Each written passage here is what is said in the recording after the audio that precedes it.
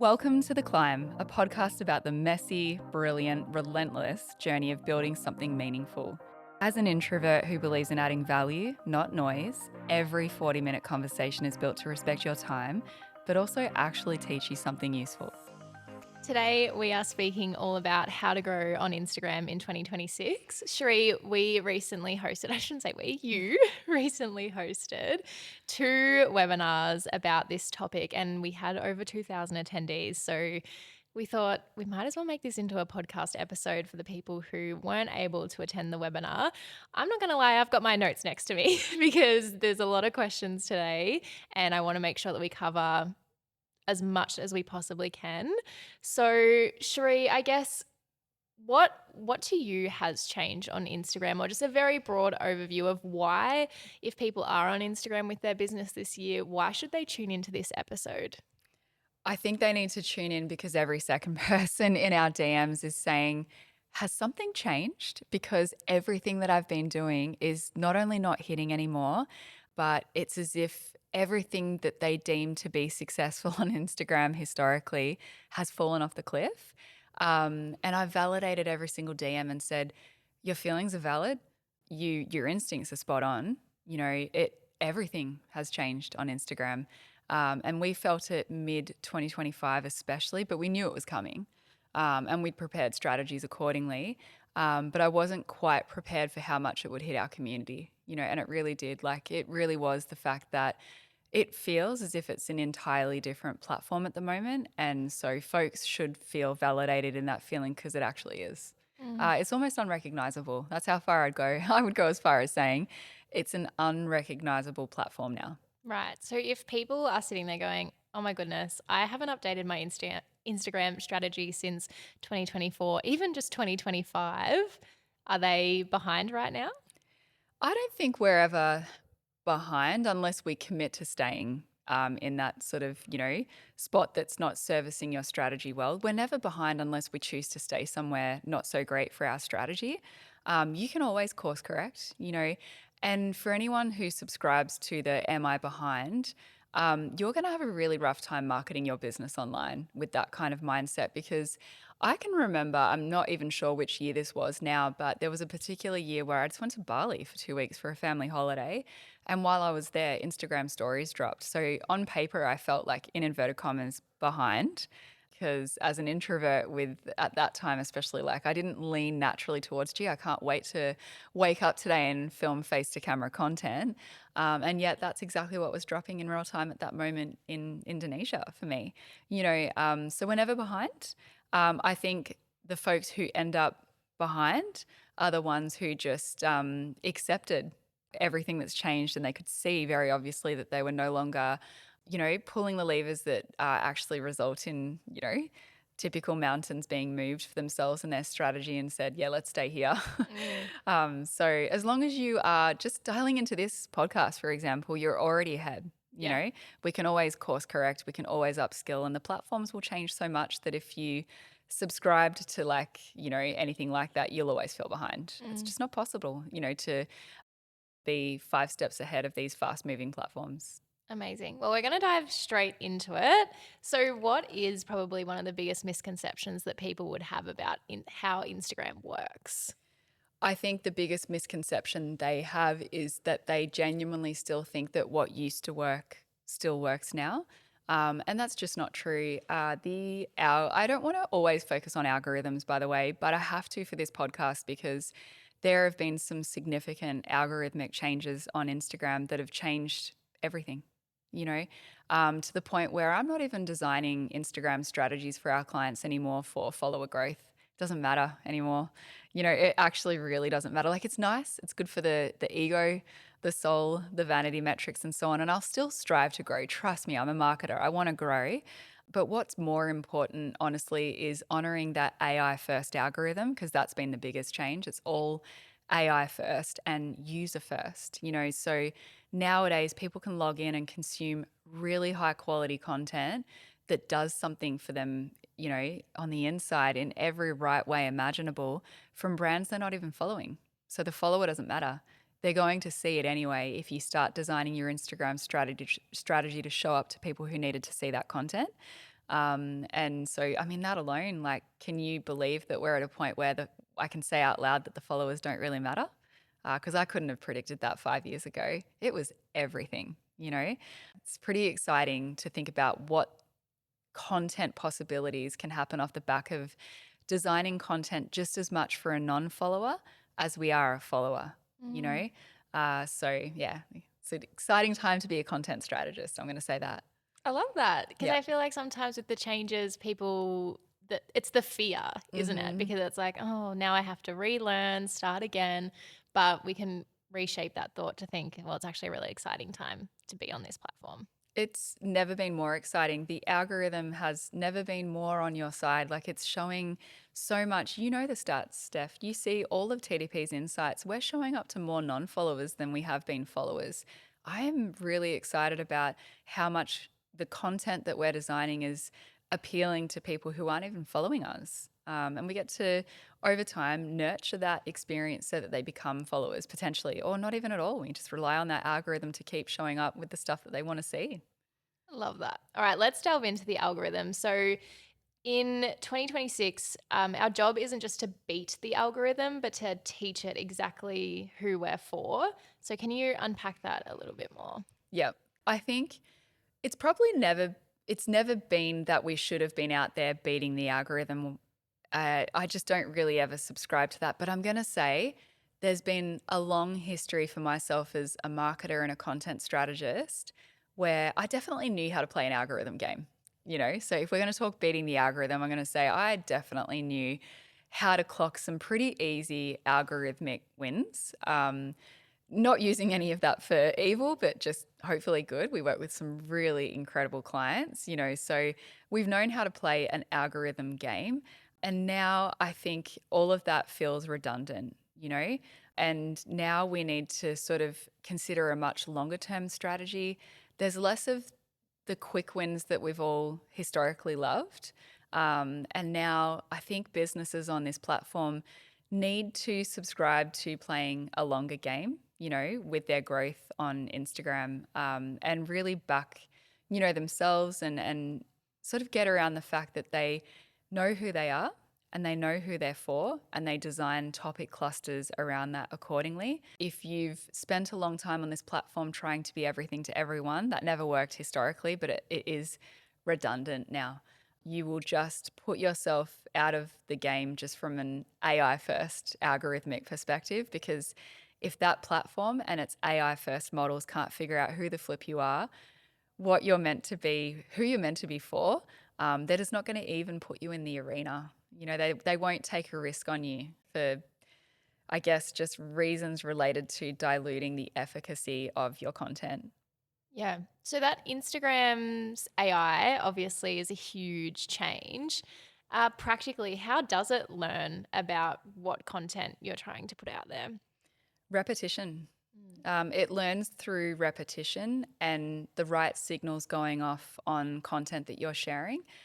This is a really hard part for people to get around on Instagram in 2026 because we've always been scared of repeating ourselves. We are usually, for those designing their own content, we're kind of sick of ourselves, because we feel like we're the ones who design all the content. We're worried that everyone sees everything that we're putting out. They don't. It doesn't work like that anyway.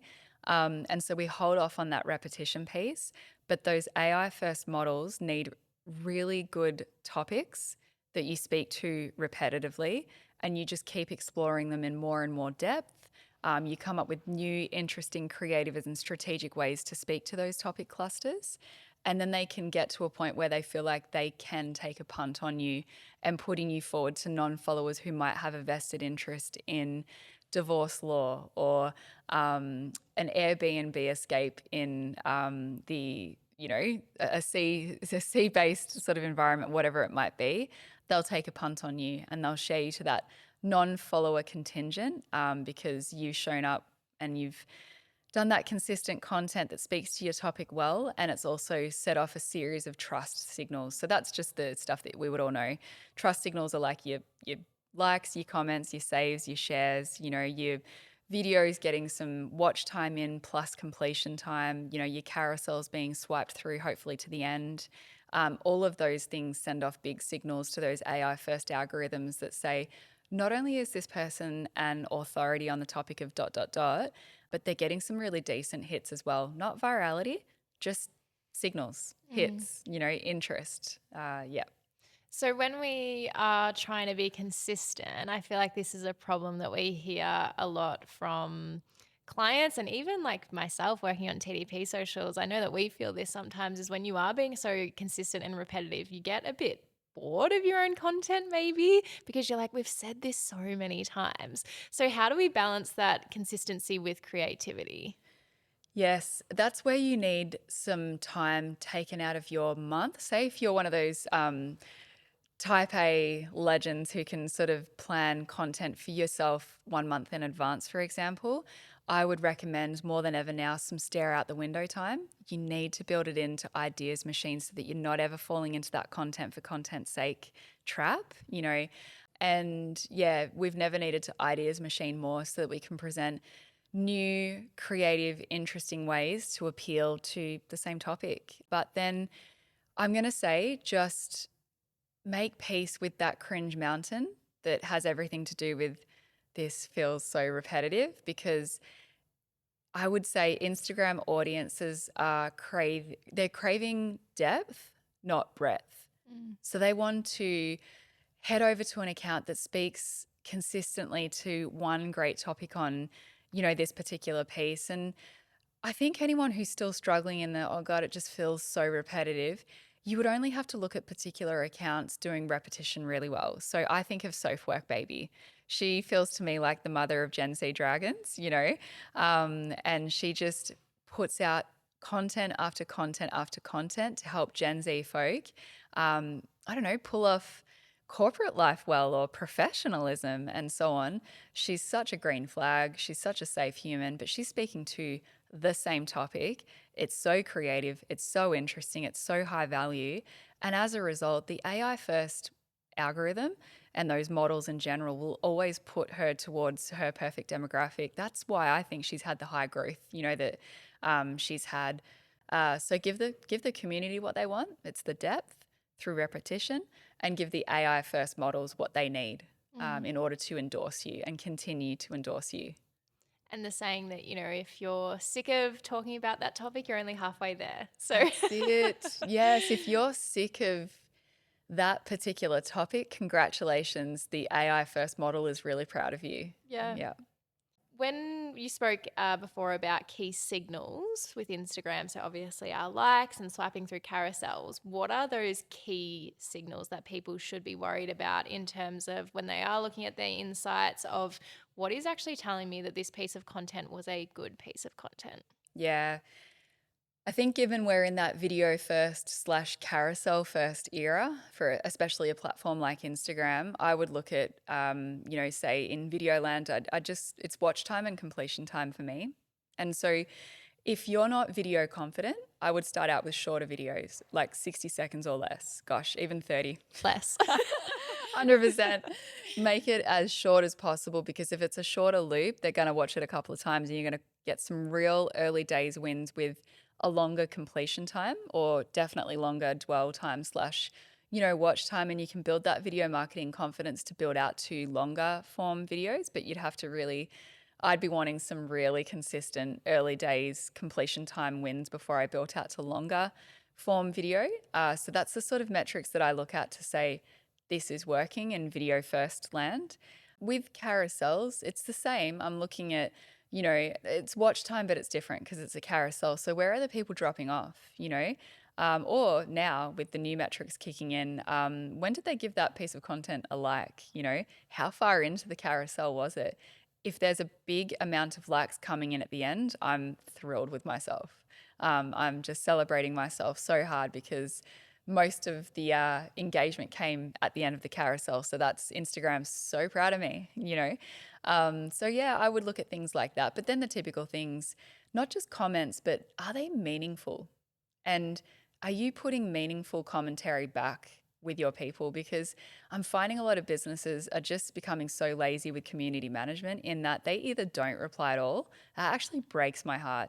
How one way do Mm. you seriously want to be on a social media platform? So get the replies in and then put some effort into the replies. If for no other reason, like community matters. But if you don't care about that, well, I'm kind of worried for you. But if you don't care about community, at a bare minimum, every reply that comes through from the digital picnic on any of our platforms, but let's speak specifically to Instagram, I am embedding within those replies keywords. I'm optimizing for keywords within my replies so that the algorithm can read more and more, not just in the content, not just in the comments that people are leaving, but how we're replying, what this post speaks to and continues to speak to. So make that commentary meaningful.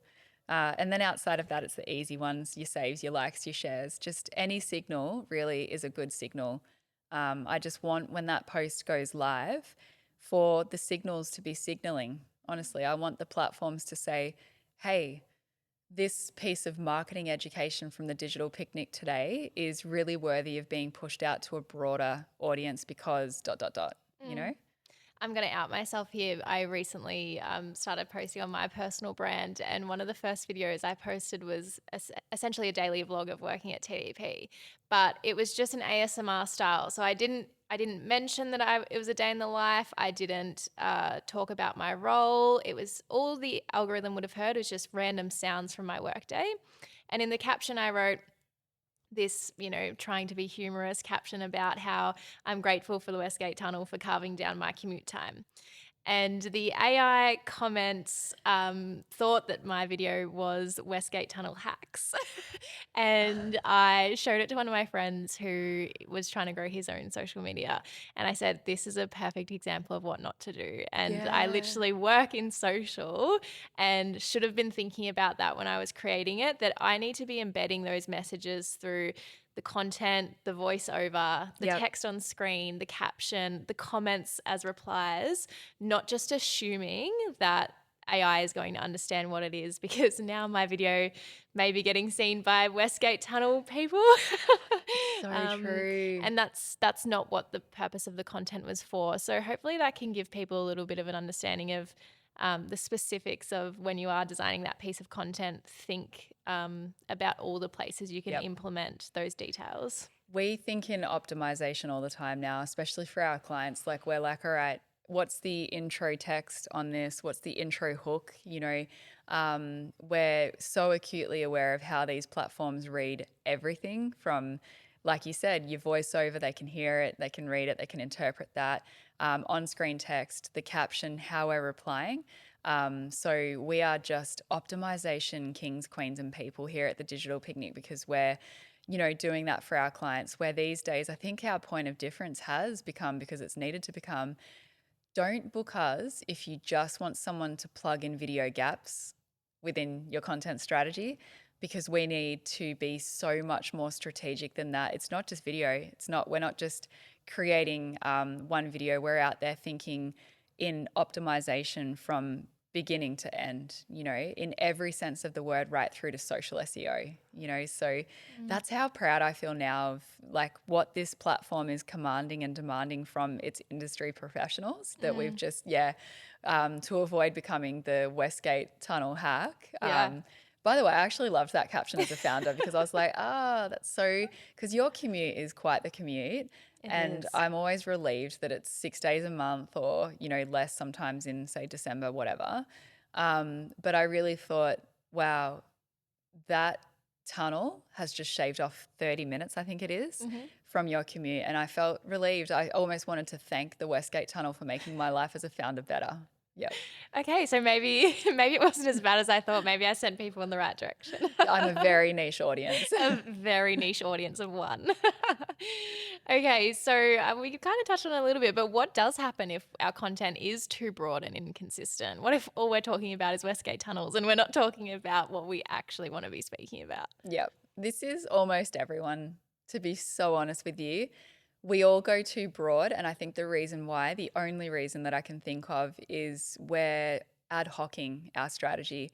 There are too many people who aren't just sitting at least a week in advance and plugging it all in. And so what you find is you get to, I don't know, 7 p.m. and you're like, I haven't posted. So then they put up this thing and it's nothingness.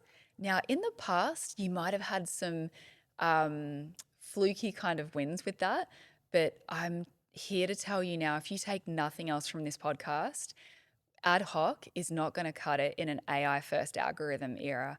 We have to at least plan a week in advance. We at TDP go a month in advance. And if we're not doing that, we're missing out on figuring out what authority we're missing out on. So I taught a masterclass recently on AEO, so answer engine optimization. And the answer to AEO success is exactly in the letters AEO. We called it authority everywhere online. And so in the olden days of mapping an Instagram strategy, I would be looking for predictably high reach posts. I'd be trying to figure out, like Nostradamus, where are they? Which one's going to pop off? But now I'm looking through a month in advance and I'm saying, what authority have we not lent into? Are we just being fun? Are we leaning into too many viral trends? Are we just being fucking boring? Are we playing it safe with our content? Are we not taking risks? Because all of that is what the AI models need to see from a business, and you're not going to grab that when you're ad hocking it. You just won't. You can't. Not when you're like, this, and you post it out at, I don't know, 8 p.m. because it's the peak time. But what's the point of peak when it's diluted all of the impact, Yeah. Yeah. Quality over quantity, definitely. Yes. Okay, so if someone's listening to that and they're going, right, I need to change what I'm doing, how should they be structuring, let's say, their next 9 to 12, posts, their next 2 weeks of content? How do Yep. they look at that? Well, I would start the way you've sort of led with that question. I'm always now looking at what did we post last? I look at the last 9. I literally call it the last 9 on Instagram. And in the olden days, again, when I say olden days, I'm talking 2025, a little bit of 2024. I would have a different approach to the last 9 where I used to really just want to pretend that the last 9 posts that the digital picnic has shared to Instagram might be the first and only chance we have of converting a new follower. Now that we're in our followers don't matter as much era, what I'm instead looking at in the last 9 that we've posted is how many authority gaps did we leave on the table? Where did we miss a chance to be an authority, within our space? And so for anyone listening to this podcast, I want you to go to your last 9 to 10 posts that you've shared now and just write down the themes that you've spoken to, talked to, within that content and figure out where your authority gaps are. And that could then guide the next 2 to 4 weeks for you, So the last 9 will guide the next 4-ish weeks, to be so honest. And that's how we design our Instagram strategies now this year. So we're going to move on now to topic clusters. So why are these so critical in 2026 and what are they? Yeah. Okay. Well, we've hit our less is more era, Mm-hmm. which is it's a good time, and it's not just about posting less. It's also about it's reducing how much you're speaking to, and really landing on, I would say, no more than 3, at most 5 things that you regularly want to speak to, and nailing them, because anything more than 5 means you are being too much for too many people and not hitting quite literally anything. So I would say, folks, we're guiding folks to walk away really locking in on the 3 things that they want to speak to most. If you really need to push out to 5, you'd want to make sure that there's a good case study for speaking to anything more than 3 things within your content strategy on Instagram this year. And locking in on those until they fatigue out, because honestly, a topic cluster is just that. It probably suits being spoken to repetitively for whatever period of time, but sometimes we just have to say goodbye to what was historically one of our best content themes, hold a bit of a funeral for it, and just say, it was a good time. It wasn't the longest time. And now I've got to brainstorm a new sort of thing to speak to. So topic clusters will anchor that strategy for you. And then you've just got to sort of look at what you've got, 3, maximum 5, and then generate some really good ideas that consistently speak to those 3 to 5 things. Mm-hmm. And those 3 to 5 things, are they able to be quite different from each other? Yep, Yep. absolutely. So for the digital picnic, it would be around marketing education, just more broadly, like thought leadership, but narrowing in on, well, what thought leadership? What do we want to stand for? So we lock in on a leadership-based, topic cluster. And then we even speak a little bit to more of a niche one around neurodivergent leadership. So that's our three. And that's resulted in us as a digital marketing agency, one of a million in Australia, no doubt. Haven't researched, no stats to back that up, but just guessing for comedic purposes. Why do we have 60K plus, followers on Instagram? We don't deserve that. Like, it's just a boring digital marketing agency in Melbourne, but we have what we have because we've always locked in on this before we even knew it was a thing. Yeah. So, thinking about keywords as well, how does Instagram, it's a little bit more of a search engine these days than a social media platform. So, do you want to talk us through that a little bit? Yeah, you've nailed it, Steph. It's exactly that. Instagram and most platforms are now more of a search engine than anything else. I started seeing that pattern before it was really official, where I just found that people stopped Googling as much for answers and started going to social media platforms for the answers. And they can because these really clever engineers have designed these phenomenal AI first, algorithms to do exactly that. And so your Instagram strategy has to change completely, because of that. So for us at the Digital Picnic, we're not just smashing out content for content's sake. We never have. But especially now, we're looking at each little gap in our doc for each client per month. And we're saying, all right, social SEO has never mattered more. We're on a search based platform now. People are coming here to search. How can we get this content shot to non-followers that are our perfect demographic, and we do that by every kind of optimization available, starting from the simple thing of embedding the right keywords into caption/video carousel, and so on, but right through to sometimes just more of the sophisticated stuff, to help us get away from, pieces of content that are like Westgate Tunnel hacks, and we know we've nailed it when that little blue description at the top of any Instagram post that pops up couldn't be better suited to who we'd want finding, this content. Mm. And so, yeah, that's how you nail this, social SEO piece this year. You optimize literally everything from the content that you're designing, the text that you have in your bio.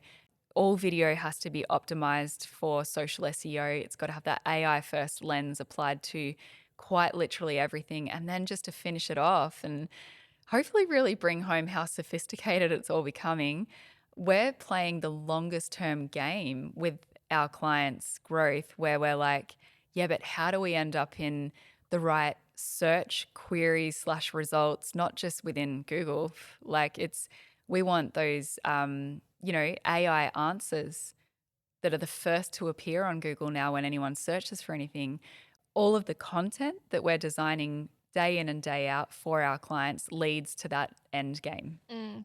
And if you are wondering what your audience is searching for, you can go on to websites like Google Trends, and there's other ones as well, to actually find out, pop in your topic and it will spit out the questions people are literally asking Google. So you can literally grab their question, which is best restaurants in Melbourne, Mm-hmm. and then you can make your piece of content based off that, so that when people are literally putting in those words, your piece of content pops up. So that's a good place to start if you are struggling to know what answers to give.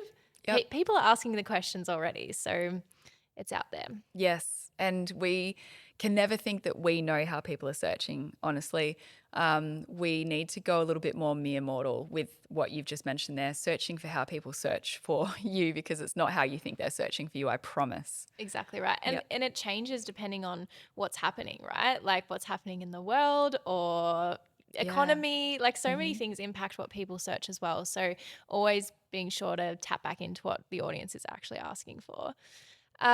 You do teach and have spoken about captions a little bit throughout today, but that keyword first approach, what does that actually look like in practice when you're sitting down and writing that caption?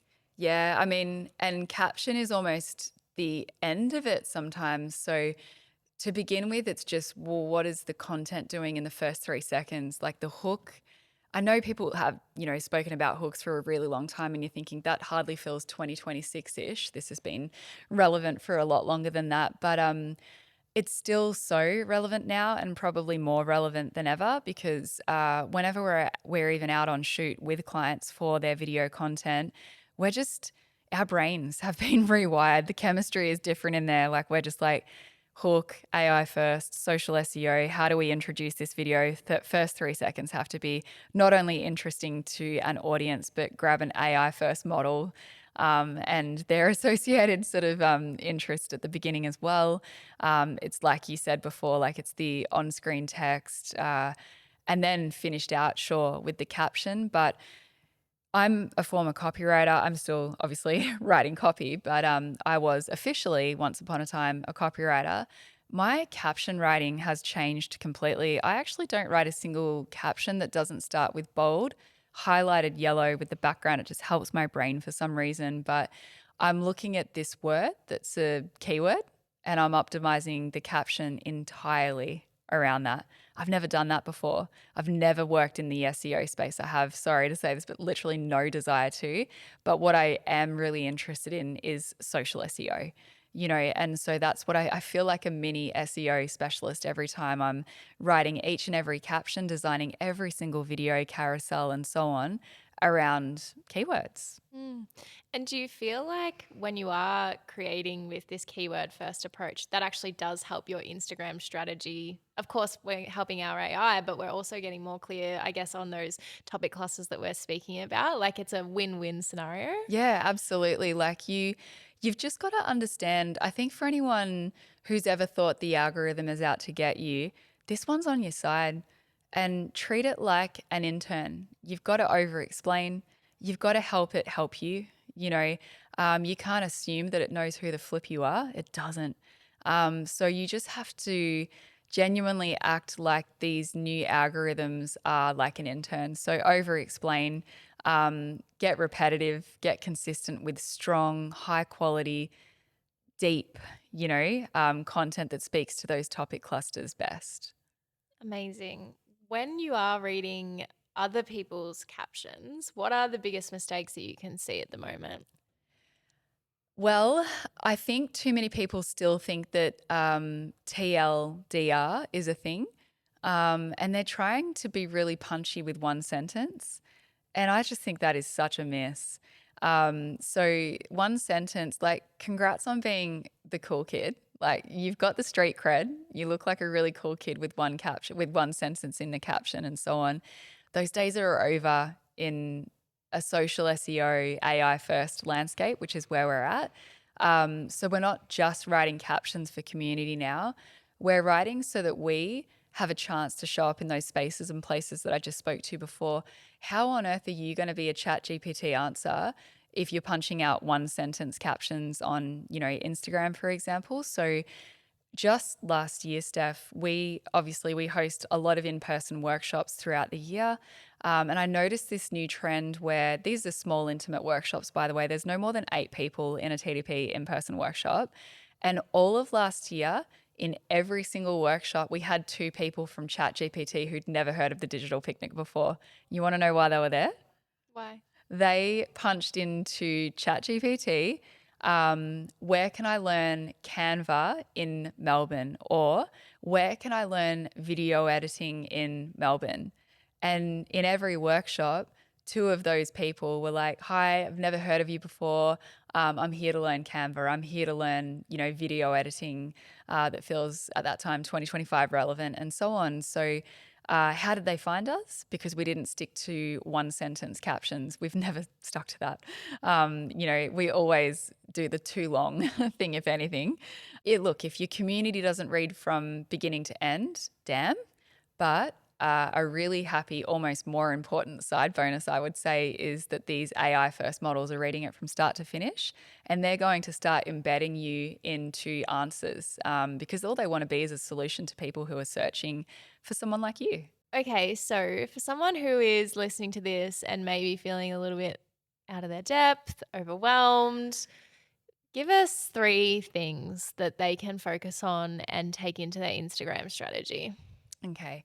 Well, first, I would start with just a little mindset shift to begin with. I think the people who are feeling overwhelmed, they can probably identify as being a perfectionist.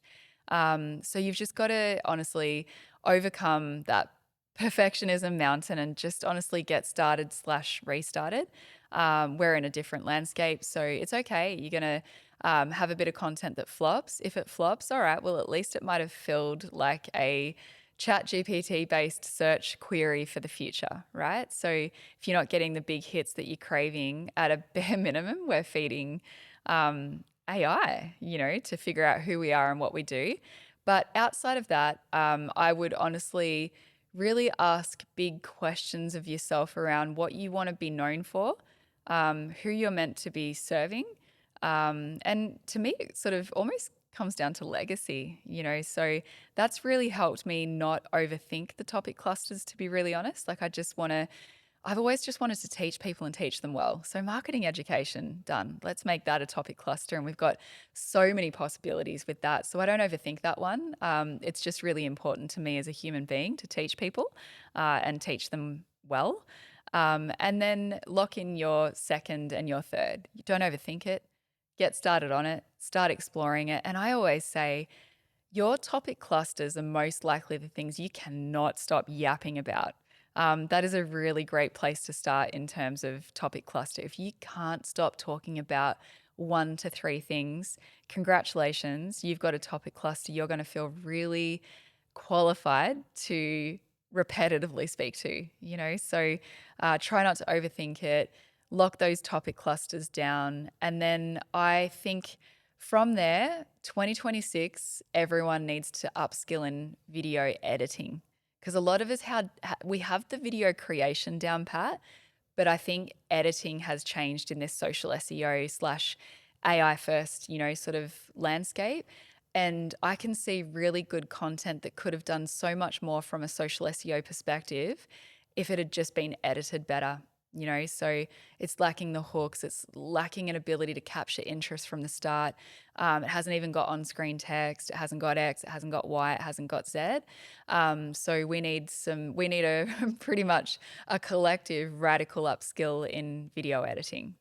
Amazing. So, if people are listening to this, hopefully they've got 3 golden nuggets or nuggies, as we like to say at TDP.